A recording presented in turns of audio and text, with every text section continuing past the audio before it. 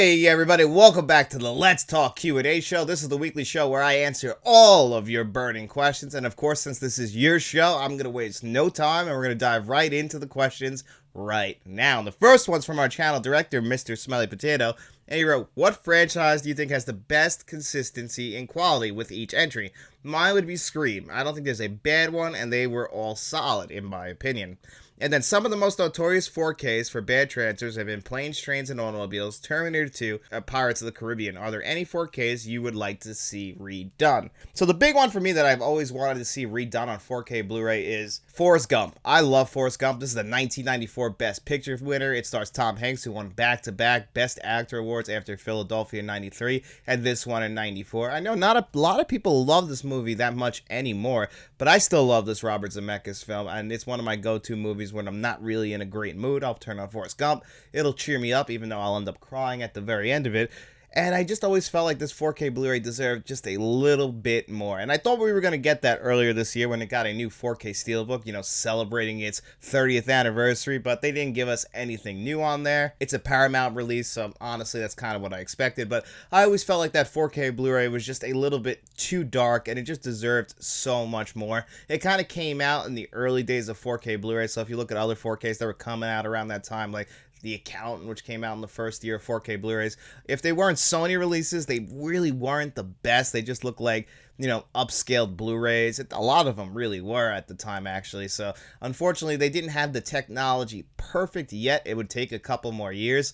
And, you know, nowadays, I would really like them to go back, touch up Forrest Gump. I think it's one of those movies that absolutely deserves it. And now, as far as franchises that have been consistently good, I actually would always say Scream 2. That was always the one that I always felt like the entire franchise, I've always enjoyed each of the films. You know, some lesser than others, but I always felt like they put an effort into every single one of the films. All 6 films are at least watchable. You know, you might think, the more recent ones are a little bit silly. They get a little bit too violent.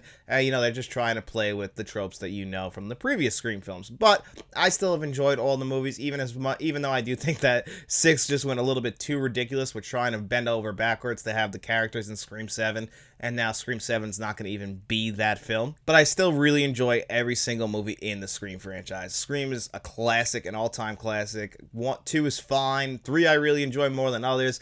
Scream 4 I think is the second best in the franchise, and that's the only one we still don't have on 4K Blu-ray, which absolutely kills me because I love Scream 4. Watch that one every year like I watch the entire Scream franchise every single year. And then 5 and 6 are pretty good as well, and we'll see what happens with Scream 7. So I completely agree with you. The Scream franchise, as far as franchises go, especially in the horror genre, you know, there's a lot of ups and downs. You can even go through all the big ones: Nightmare on Elm Street, Friday the 13th, and Halloween. A lot of peaks and valleys in there. Some great ones, some really bad ones. I don't think Scream has a really bad one in the entire bunch, and that's a pretty good thing for us. So those were great questions, Mr. Smelly Potato. Thank you so much, buddy. I really appreciate them. The next question is from Wolf Viking, and he asks, do you think we'll ever get Abbott and Costello movies on 4K or Blu-ray? Now, I'm not 100% sure, but I believe the Abbott and Costello films have been released on Blu-ray through the Shout Factory collection. Now, I'm not 100% sure. I don't know all the films that they've ever put out or all the shows they've ever put out. I'm not a big expert on Abbott and Costello, but I would imagine, you know, they are very popular. People do love that. They still get referenced to this very day.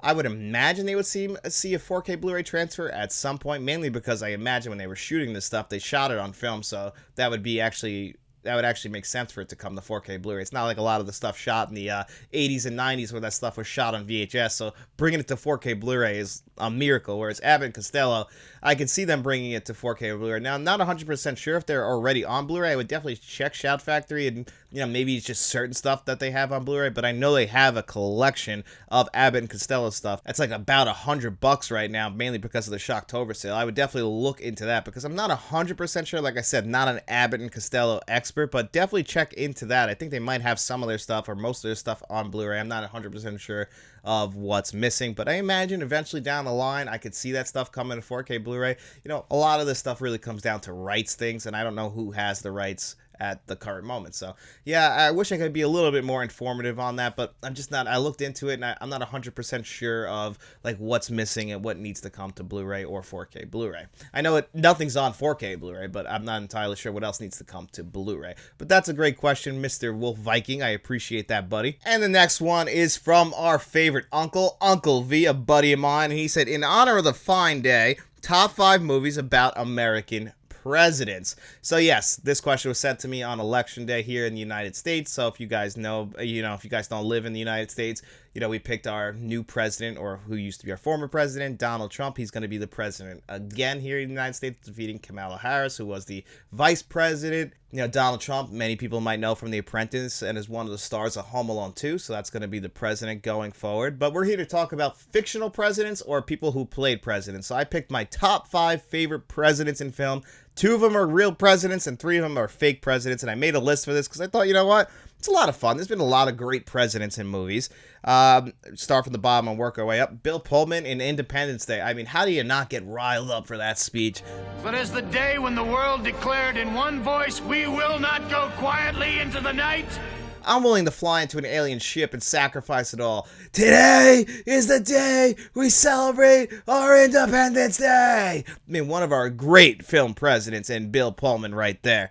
At number 4, I got Philip Baker Hall playing Richard Nixon in 1984's Secret Honor. And this one's directed by Robert Altman. Robert Altman has made some huge epics where he has to balance a ton of different actors, balance a ton of different storylines in his movies, and yet somehow he makes a movie that takes place in one room with one actor, and that is it. This movie stars Philip Baker Hall. He's in I don't think he's in the Oval Office. I think he's in his private office, and it's just one night of him going through everything that's happening to him after Watergate as his presidency is coming to an end. And this is just him, just alone, going through all of his thoughts, everything that's on his mind, everything that's weighing him down. I believe in America, and I believe in real estate, and the Reds, the Reds, the Reds.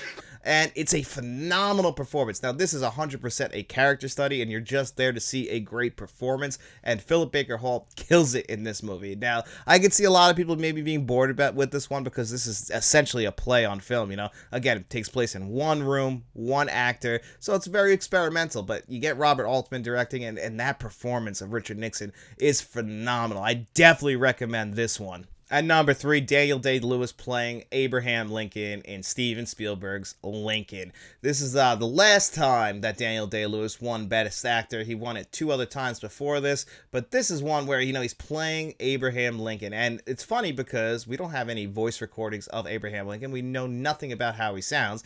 So Daniel Day-Lewis threw himself into this role, and now it's kind of like, that's what Abraham Lincoln might sound like. It might sound like Daniel Day-Lewis because I've heard it a couple times. And surprisingly, Lincoln is a great watch. The production design, I think, does a lot of the heavy lifting, and obviously those phenomenal performances because, we're talking about bills getting passed. It could be a very boring movie. And you know what? It's really not. It's entertaining as hell. Not only does Daniel Day-Lewis do a great job as Abraham Lincoln, but you get other great performances such as Tommy Lee Jones in there as well. So definitely check out Lincoln. And at number 2, I have Kevin Kline's performance in the movie Dave, which also stars Sigourney Weaver. And this is just a little fun 1990s movie where essentially this guy who, sometimes he plays the president, who's also played by Kevin Kline. He imitates him at like car dealerships or stuff like that. So he looks almost identical to the president. And one day the president has a stroke. He's cheating on his wife, Sigourney Weaver. He has a stroke while banging his mistress. The guy who was there so he could bang his mistress was Kevin Kline. All he had to do was go out there and wave, and that's it. Apparently something they've done with real presidents where, if they're just going out there to make a quick appearance, they'll get a look-alike, and they got this guy. But after the president has his stroke, they decide to ask Kevin Kline to stick around, maybe help balance the budget a little bit. You look like him, and then, of course, it turns out people start to like him a little bit more. Sigourney Weaver likes him a little bit more because he's a much nicer version than the real president. It's a nice little 1990s movie, and I really enjoy Kevin Kline's performance in it. It's got that great 1990s score, so it kind of feels a little bit nostalgic. A lot of this is also based on Bill Clinton having all those affairs in the 1990s, and either way, I just think it's a fantastic movie, and that's why it's my number 2. And then my number 1 is The American President, played by Michael Douglas, directed by Rob Reiner, and the script is written by Aaron Sorkin, who would go on to write so many great scripts. He also wrote A Few Good Men. He wrote The West Wing, or at least the first couple seasons of it. He's directed a bunch of movies, including Molly's Game. So Aaron Sorkin, and this script is perfect. And this is the president that every American should want. I'm throwing it out. I'm throwing it out and writing a law that makes sense. This is an American president who cares about the American citizens, all of the American citizens, not just half the country. He cares about them all. And, he's also struggling with the loss of his wife, raising a daughter by himself, all stuff that's very relatable. And then this is also one of the more heartwarming Michael Douglas performances, because, the guy can play an asshole, he can play somebody who's just out there cutthroat, trying to get to the top like he is in Wall Street, or we can see a guy who's at his wit's end in movies like Falling Down. But in this movie, he plays a compassionate president, and he does a phenomenal job at it, and that's why that's my number one American president in film. So that was a great question, Uncle V. I really appreciate that, buddy. And the next question is from Kevin Kruger, and he said, let's say that a fortune teller said you have 1 month left to live. What 5 things will you make sure you do with that last month of your life? Well, that's funny because, what are the last things I'm going to do if I know I'm going to die in a month? Say you get terminal cancer or anything like that. Well, the first thing I'm going to do is I'm definitely going to try every single drug that's out there. I'm very curious about that. I live a clean lifestyle. I've only really drank and smoked weed my entire life, and that's really it, as far as trying things, at least. Never tried anything harder than that, but I figure if I'm going to die, I might as well go down the entire rabbit hole and see what they're all like. What's the worst that happens? I die again? I don't know. So might as well try that. I'm obviously going to spend all the money that I have on my credit cards on some movies and watch all of my favorite movies, at least for that entire last month. Definitely going to watch The Terminator 3 or 4 more times, watch Batman 89, Pulp Fiction. Honestly, I love nothing more in this world than movies, so I'm just going to probably watch a ton of movies, go to the movies for that amount of time. I'm not somebody who's really big into traveling. I might go to Vegas one more time because I absolutely love Vegas. It's my favorite place in the world, and I would like to enjoy the food and all the lights and everything one more time before I go on my way out. Obviously, not everybody gets that gift of being able to, when they're about to leave this planet, do all the things that they love to do one more time. Usually death is a little bit of a surprise, but I'm going to definitely make the most of that last month, spend some time with my wife, my dogs, and really try and enjoy the best of what life is. I'm definitely not going to work. I'm not working if that's my last month. I don't care. But, really, it's going to be just the things that I truly love to do, and movies are definitely at the top of that list, hanging out with my wife, and, spending money on everything that I want to do one more time before it's all over. So that was definitely an interesting question, Kevin, and I really do appreciate that, buddy. Thank you so much. You have a question about my favorite movie that take place in certain states. I will get to that next week. Just this week, I'm still working on that list, and I don't like to put out an unfinished list. But let's go on to the next question. Thanks, Kevin. And the next ones are from Rogue1677. He wrote, let me think about it. Best movie inspired from a soundtrack.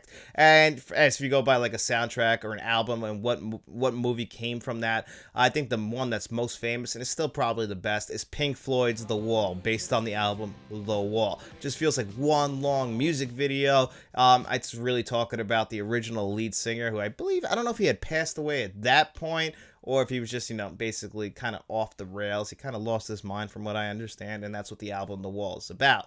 Now, the album itself is probably still my favorite Pink Floyd album, even better than Dark Side of the Moon.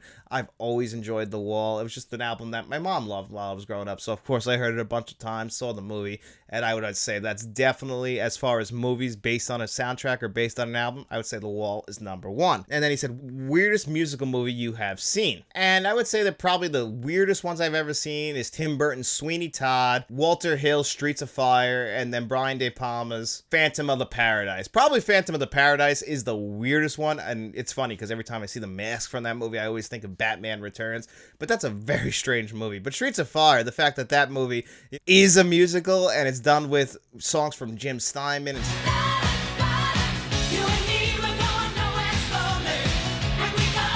so many other people, that's still probably my favorite musical ever, just because I love like the rock opera nature of that movie, and of course that classic set design and production design of that movie and all the great costumes. That's why I love that movie. I know so many people who do love Sweeney Todd, directed by Tim Burton, and we're dealing with a serial killer barber, so that one makes a lot of sense. It definitely fits into Johnny Depp and Tim Burton's wheelhouse, and it's a very strange musical at that. And then the best 7.1 DTS HD Master Audio Mix from Blu-ray you've heard. So I went and actually looked up some DTS extracts, and it's funny because I just watched a couple of them pretty recently. One that I watched because you'll see this video coming out this week with me and David, aka Shamrock Balls, on the Let's Talk podcast. We're going to be talking about one of my favorite movies, E.T. the Extraterrestrial, and this happens to have a DTS-X track on it, and it has a really, really, really good one. The audio is actually very good on here, and so is the audio on Backdraft. Backdraft actually has a really good DTS-X track as well. And one thing about DTS-X tracks is we don't really get them anymore. I can't even remember the last time we actually got one. We get a lot of DTS HD Master Audio 5.1s, and somebody explained this to me actually pretty recently. It's the same thing with like Dolby Atmos tracks. You have to pay a fee to be able to actually use a DTS-X track or a Dolby Atmos track. You have to pay a fee, and I imagine that's probably why we don't get that many anymore and why they keep reusing the same audio tracks. Look at Paramount. They just keep reusing the same old Dolby True HD 5.1s over and over and over again because they don't want to pay to have a new track commissioned. And, you know, that would require a lot more money. And I'm guessing back in the day, maybe it was a little bit cheaper to get a Dolby Atmos track or a DTS-X track. I'm not entirely sure what the deal was, but it seemed like in the early days of 4K Blu-ray, everything had a Dolby Atmos track or a DTS-X track on it. And then we kind of shifted into them reusing audio, or if they do give us new audio, it might be a new DTS HD Master Audio 5.1. I'm going to guess maybe it's just too hard to work with the X track. I'm not entirely sure what the reason is, but we definitely still get some Dolby Atmos tracks, but we really don't get that many new DTS-X tracks, which is a little bit strange. But those were some great questions, Rogue One. I really appreciate those as well, buddy. Thank you so much. And the next question is from Dark Room Reviews. He wrote Top 10 4Ks of the Year video. Yeah, so that usually comes out in January. So usually at the end of the year, I go all the way to the end of December. Some people like to put out their best ofs in December, but I like to go all the way into January. That way I can catch up on some 4K Blu-rays that maybe I picked up at a sale I wasn't able to check out yet. You know, Criterion's having a sale right now, so I'll grab some 4Ks from there that I didn't buy at full price, and, you know, we'll see how they stack up. And then I like to do a top 10 4K Blu-rays of the year list, and I like to do the top 10 films of the year list. So you'll get them both usually in the same week or back-to-back weeks. The top 10 4Ks of the year is obviously a list I look forward to doing every single year, and I try and watch as many 4Ks as I can before that list comes out. But just like any critic out there and anyone who has a YouTube channel, it's impossible, especially when you're paying for all of these movies, to actually check out every single 4K Blu-ray. Same thing when it comes to new movies, it's impossible to check out, so that's where the opinion comes in. But you guys can expect that list sometime in early January. Thank you, Dark Room Reviews, and definitely check out Dark Room Reviews' YouTube channel as well. You won't regret it. And the next question is from William Driver, and he said, which of the boutique labels has been the most disappointing of the year? And this is really tough because I feel like Arrow Video and Scream Factory have definitely knocked it out of the park. You know, I would probably have to say that it's the Criterion Collection overall. Even though there has been some great Criterion 4K Blu-ray releases this year, I don't think any of them will ever be like my number one of the year. I think the best one I've seen this year from them is Bound, but every single upgrade that we've gotten to their movies haven't received any new extras on there, which is pretty disappointing, actually. If you watch the live stream with me, Frank from Frank's Media Reviews, and Ken from Mid-Level Media, we were actually talking about how the Criterion Collection never commissions new extras, but studios like Shout Factory, they actually will. Look at Shocker. Shocker got some new interviews on there. Arrow Video, I could be wrong on this, but I thought that they also commissioned some new extras as well. Sometimes they take stuff from previous studios extras like Scream Factory and stuff like that. But I do believe that they've also commissioned new extras. I believe Mallrats from last year has some stuff. I got to double check and see if like maybe American Gigolo had some stuff. I'm not 100% sure, so don't quote me on it. But I do believe they've done it as well. But the Criterion Collection, and they used to be known for this. This used to be their thing. They were the king of giving us the extras. Now, the Criterion Collection, they are my favorite boutique label, so it doesn't bring me joy to say that I feel like they've been the most disappointing this year. It's also just because other studios have just been so good this year. Vinegar Syndrome's had a great year as well, and it's tough. Umbrella, I mean, Umbrella was never on my map, but they are having a phenomenal year. It just feels like Criterion Collection is kind of just like in the cruise control mode. They're doing fine. They've given us some great releases. Seven Samurai. Now, given a lot of the 4K releases like Seven Samurai, you know, that's not necessarily their transfer. They just are putting it out here in the United States for us. And that happens a lot with them. Maybe they'll co-fund it with Second Sight, but it's not always where they're the ones doing the transfer. So I've been just a little bit disappointed with some of their 2024 releases. I don't think they're having as good as a year. I don't think they're having as good a year as they did in 2023. Like I said, I've gotten some phenomenal 4K Blu-rays from them this year,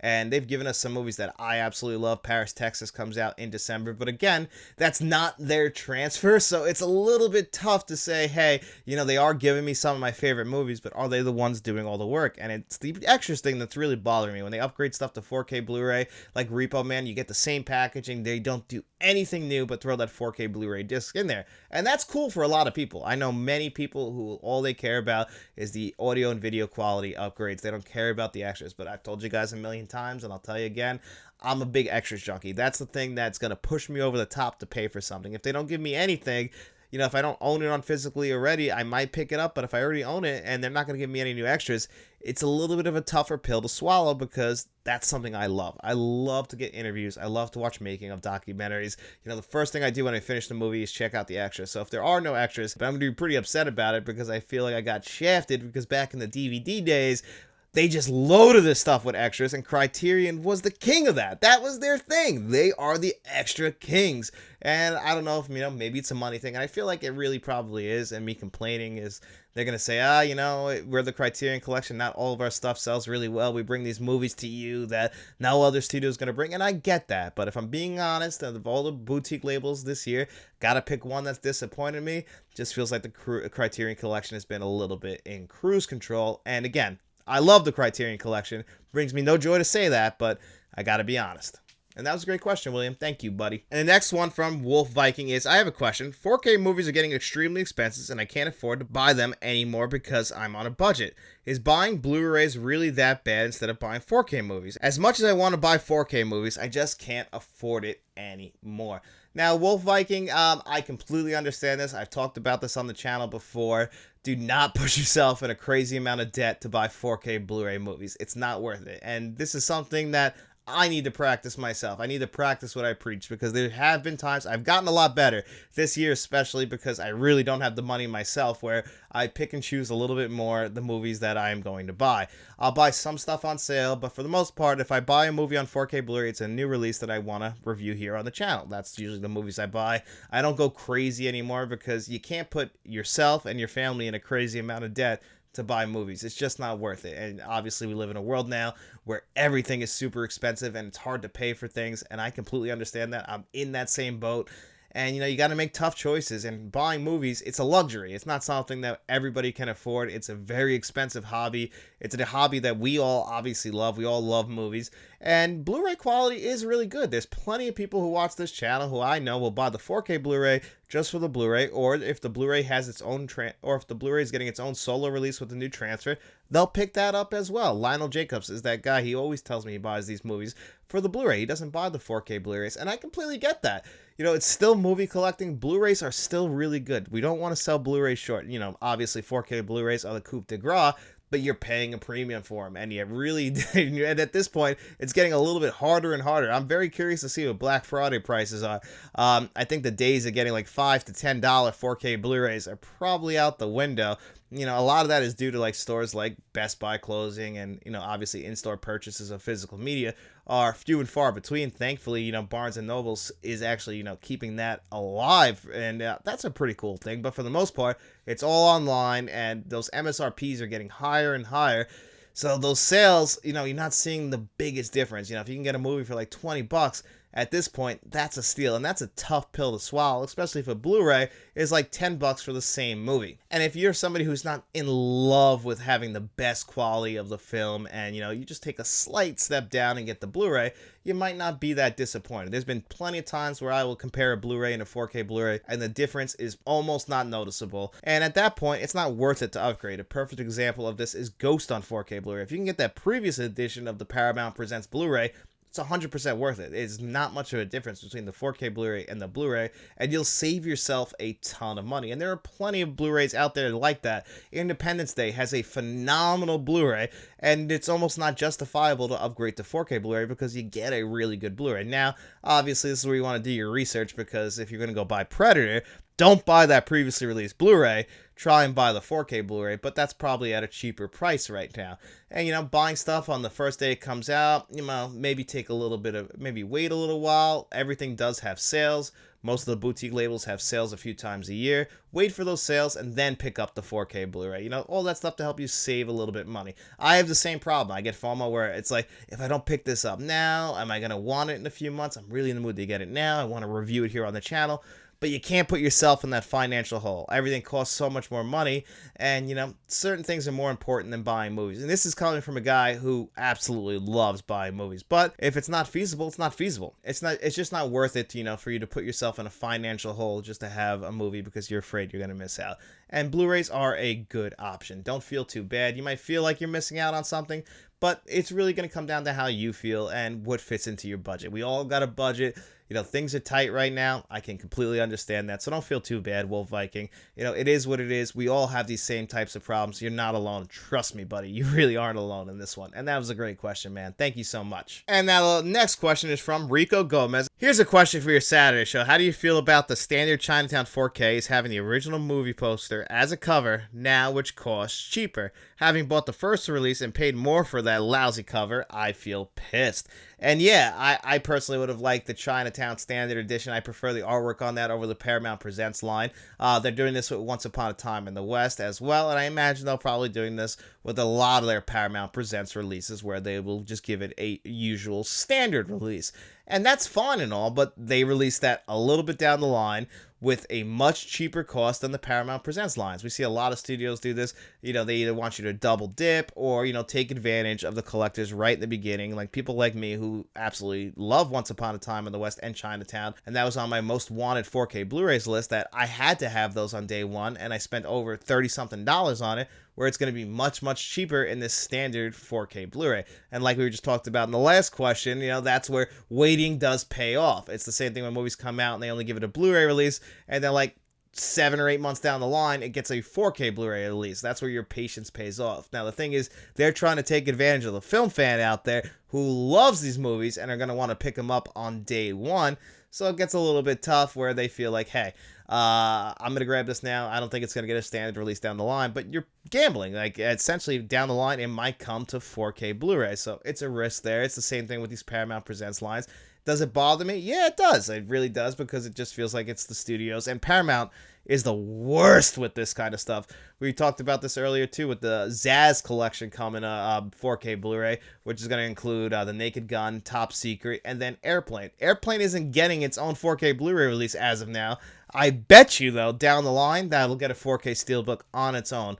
That Zaz collection is not priced that bad, but if you're like me and you already have The Naked Gun, it's a little bit of a tougher pill to swallow, because I'm also not a huge fan of Top Secret. I really just want Airplane in there, but do I spend that extra money? Probably not. I'll probably wait, but that kills me because Airplane is a stone cold classic, so it's a little bit disappointing, and just Paramount being Paramount. So that was a great question, Rico. We got 2 more questions in after I was done recording, and I figured, hey, I got a little bit of time I can answer these, and they're both from Sprazy110, our buddy, and he wrote, what's your go-to movie for fending off the existential dread of the next 4 years of darkness? He's making reference to the fact that Donald Trump just got elected to president. Here in the United States, we're a very divisive country at this point, especially with our politics.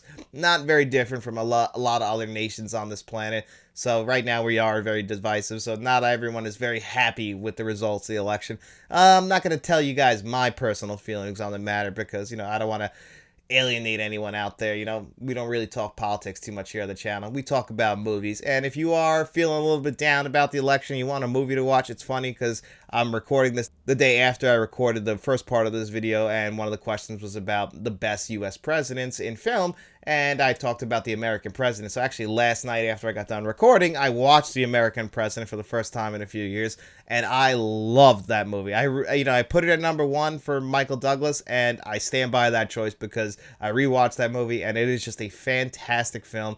That monologue at the end is just perfect by Michael Douglas. I definitely recommend checking that one out. And, it might give you some hope for the country if you're feeling kind of down about it. That, this is what a president is supposed to do. He's supposed to put the nation first and its citizens first. And, watching the American president, I feel like you'll be getting that. If you might feel a little bit more pride after watching that movie. You'll definitely enjoy it because it's a very well done movie, very well directed. And like I said, that screenplay and that dialogue, the way it's written, is fantastic. And then the other one I would say is Forrest Gump, another movie we talked about earlier in the show.